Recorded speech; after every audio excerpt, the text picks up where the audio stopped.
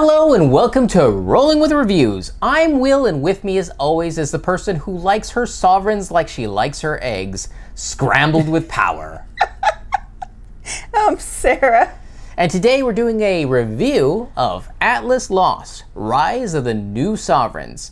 Now, if you're interested in our two-player perspective and accessibility, check out our other review, Rolling with Two, Atlas Lost. I keep wanting to mix the two. Sarah, tell us a bit about this game. All right. Atlas Lost: Scrambled with Power. Rise of the New Sovereigns is a tech tree, resource management, and civilization game. In the game setup, you'll play a combination of 3 of the 5 available techs. Each of these techs employs different board game mechanisms. You must use cards, collect resources, and employ tech to complete one of the 3 win conditions. All right, so why did we get this? A lot of reasons. Yes. So one of the reasons is it's a tech tree game that has no map. Yeah. And that's always tough, especially for describing, when Sarah has to describe it to me. So there's that thing. We were also interested in a Japanese design because we like to see games from other cultures. They typically have a different tone or something about their design. Something about it is different, and it's kind of hard here in the U.S. to get some of these games except through crowdfunding. Yes. So we back the crowdfunding. Yeah.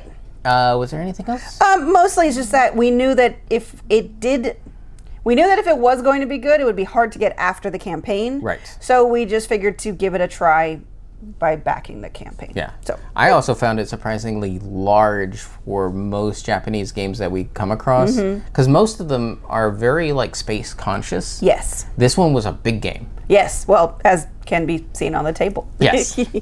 Okay. So what do we like about the game? Its actual size and breadth. So you have 3 paths to victory, which allows for a lot of strategy in terms of how you approach it. Plus, this game has a ton of variability. Thank you. I was trying to mix variety with variability. Yes. Variability. You have 5 techs to choose from, but you're only going to play with 3 of them. Additionally, for the level 2 and level 3 of each tech, there's actually multiple options, so you even get those shuffled up. So it gives a whole ton of gameplay. Well, plus each tech will have its own deck of cards. That you'd never know what's going to come up. And it's a very large deck, so it's very unlikely, maybe in a 4-player game, you'd get through more of the deck, but I think there's still enough variety in there that it would be different every game because you wouldn't get the same cards. True. So tons and tons of variability. Yeah, and it's just there is a lot of depth to what you can do during the game. I think that really sums it up pretty quickly. Yes. So let's go on to what we don't like. Oh, the verbosity of the terms. Yeah, your workers that you put out aren't just workers; they're advanced teams, and you take a resource refilling action, and it's a resource research refill act. They just kept adding words. Right. So the problem being is one action would have 3 or 4 words to describe it, and then you put that in a sentence, and you're like, I forgot the first part of the sentence. Right, the certain sentence that should be 4 words is now 12, and I'm not sure I can parse it all because it's starting to repeat words, but the problem is some of these words are actually the name of the action I'm trying to take. Yeah. So it gets very confusing to try to learn this game. It's because they tried too much thematic, and we totally understand that. We made mistakes like that too in our game designs of being overly thematic in your terminology. Yeah. You can be lightly thematic and it can be a home run, it can be really good, but sometimes it can be overdone. Yeah. And here, this one, it got overdone, unfortunately. Yeah. And so, go ahead. Well, I was going to move on to the next thing. So the next thing would be is learning the game is already hard enough, but it's very complex. Yeah. What's hard to learn about putting your advanced team member on a technology that has an action that's not passive, but you can use it to activate your startup action once your advanced team is on there. Yeah, exactly. And you're like, huh? What? So we do want to stress that this is a Japanese design, and as we've discovered with European designs that are originally done in another language, when they get translated to English, it's not always the best. I don't know how to speak another language. It's a difficult thing. Yeah. Translate. They made sure to use all the words, so it is in there. It just might take some translation to get it out. Yes. So some things could definitely have been simplified. And even then, I think some of the organization of the rule book could have also been improved for learning the game. Now, we also said that the game has some rough edges, and one of the biggest rough edges is the pacing of the game. Yes. You have a main action, and that's usually how you activate your main text, but it's also, you can forego that and gain resources. And the problem is you have multiple types of resources. So when you gain a resource, you choose which resource, which means that you have a lot of boring turns of, well, I can't afford to do anything, so I need to gain resources. Then it comes back to you. It's like, well, I have most of the resources, only half of them, because I'm missing the other half. So I'm taking another boring turn to gain the other half of the resources.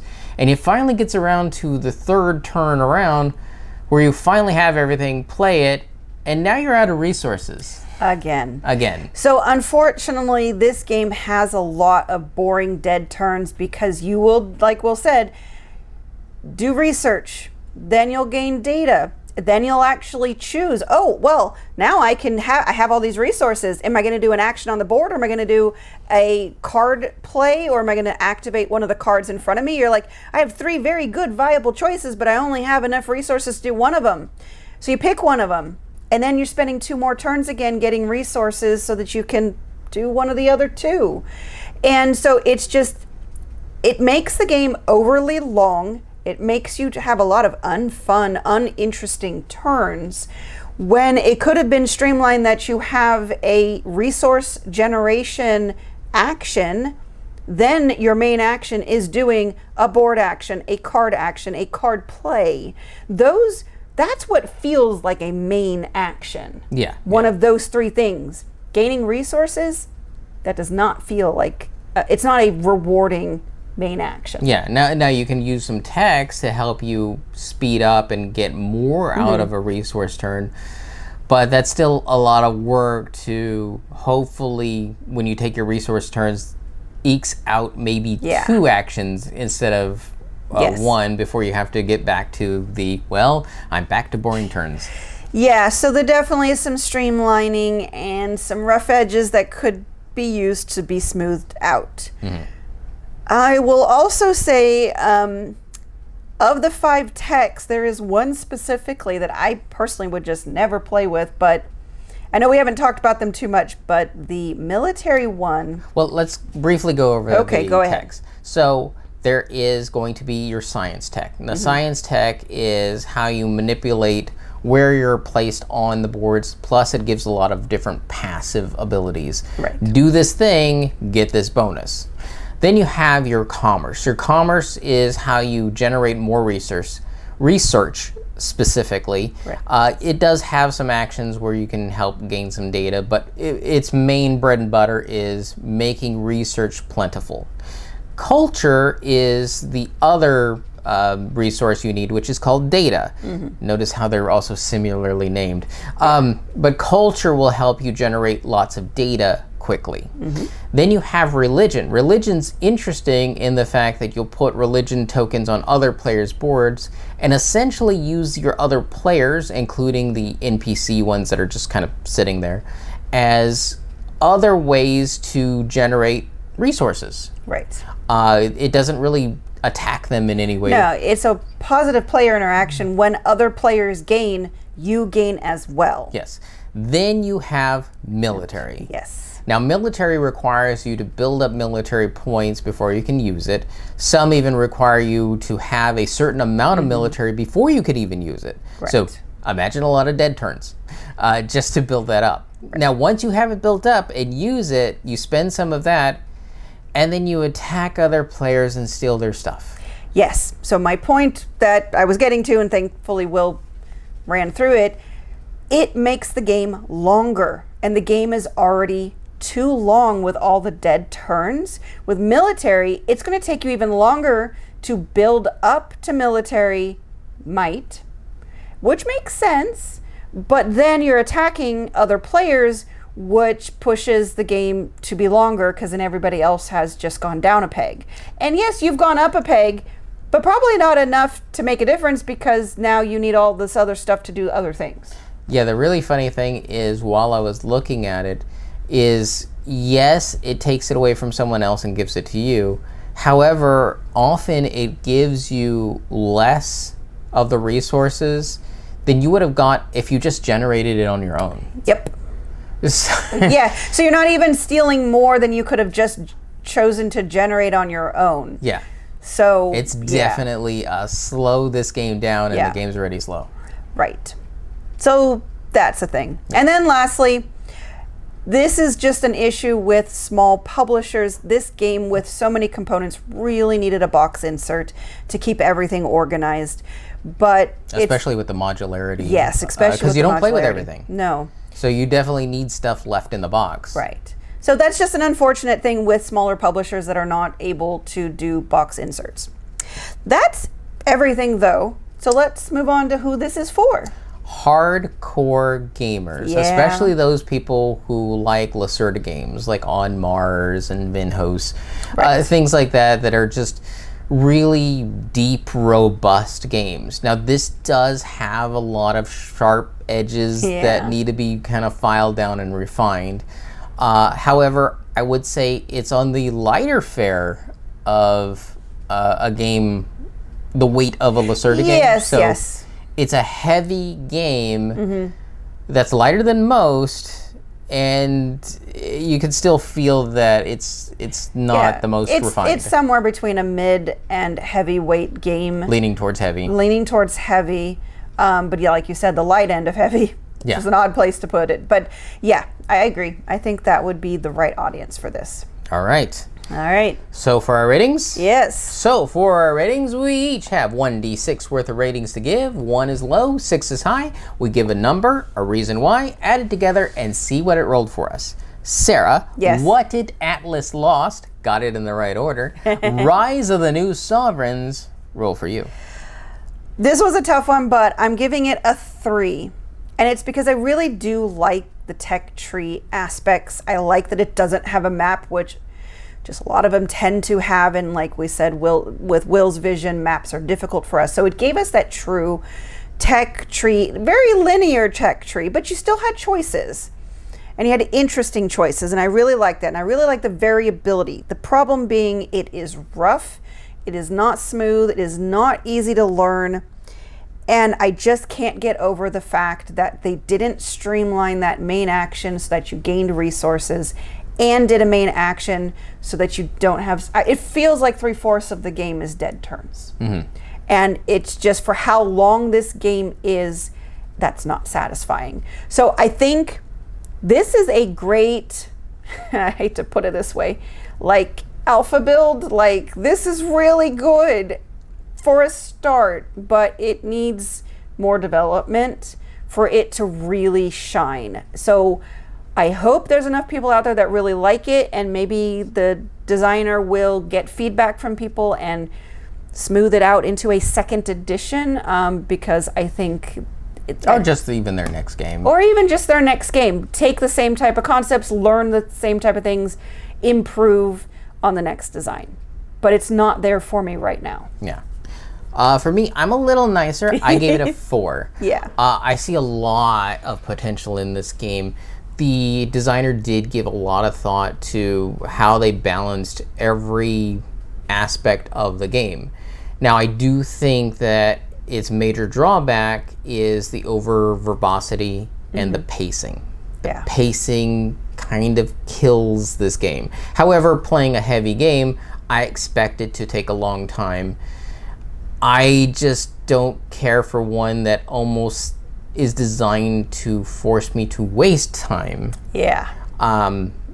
So that's where I have a little bit of a quibble with and why it doesn't rate higher for me. But I love all the breadth of what you can do and the fact that they still kept it fairly simple. So for example, a particular tech tree only has 6 options. Right. It has a level 1, which you start with, 2 options for level 2, and 3 options for level 3.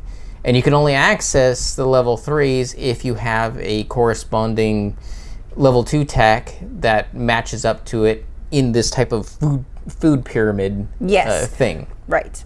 So there is some very interesting streamlining that does take place in this game that I don't see in other games. It's just it hasn't picked up the flow of the game to make it fully enjoyable. And I forgot there was one other part that I think is why I gave it a 3 instead of a 4 is I couldn't see my way to the end. Right. I was doing things. Yeah, you're like, this game is gonna last forever. It's like, really? I'm like 2 turns away from finishing the game. And when he said that, I'm like, okay, I want to see that. Yeah. And sure enough, 2 turns later, I won. I was doing things, don't get me wrong, and I was doing interesting things. I couldn't figure out how to get to any of the 3 endgame triggers. Yeah. I felt like maybe I needed more guidance. I'm not sure, or I don't know. I can't even tell you why, but I feel like I was in the middle of the forest and I was picking my way along the path, but I couldn't see where the exit was. Or any of them. Yeah. I was just wandering around doing stuff. Look at all these trees. Yes, these are awesome trees and like flowers and animals and yay. But so that was another problem I had, is just figuring out how to do the actions, because I was doing things, but they were obviously not getting me anywhere near the end.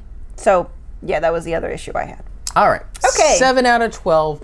Not terrible, not No. great, but I think there are people out there who would really enjoy this as is. Yeah. I just don't think it's quite right for us at the moment. yeah, it's definitely one that's going on the trade pile. Yeah, unfortunately. But at least we got a chance to try it. Yes. All right, and that'll do it for us. And Sarah, Yes. one of the other interesting things about this Civilization game is it didn't pigeonhole me into saying, you're this civilization. Oh, that's true, because it's more of a sci-fi futuristic. Or is it? Well, I'll have to be honest, there was so much going on, I didn't read you any of the flavor text. Yeah, and the but rules. since you saw some of the flavor text, where did you think that this whole civilization landed? Not on Earth, I don't think. No, I'm serious. Where did the rule book go? Where was the little thing? Let's see if I can read this. As the leader of one of the emerging factions, you aim to lay the foundation for a new state. To do so, you must gather resources and use the lost technologies, techs, of previous civilizations around the world. Influence other player-led factions to win the establishment of a sovereign state in the region. So I guess Maybe it's a post-apocalyptic. Post-apocalyptic. It is based on Earth. It's the world. But yeah, I definitely didn't get any sense of this is, the US, this is Europe, this is whatever. Right. It's very futuristic. And obviously we're using long lost tech. So that's why I say it's very sci-fi. Well, that also explains the Atlas lost name. Oh, yes it does. Because it's an old civilization that I apologize for not reading you the flavor text. I'll do maybe better. I would have rated it higher. You never know. Sure. And we've been Rolling with Reviews. If you have any questions, comments, or concerns, you can reach out to us on the various social media platforms at Rolling with Two, that's TWO. We're on Blue Sky, Facebook, Twitter, and Instagram. For Discord, we have a channel on Tabletop Express. Check the show notes for the invite link. If you have time, check out the other content Nanaman has found for you, because remember, he's rolling with you.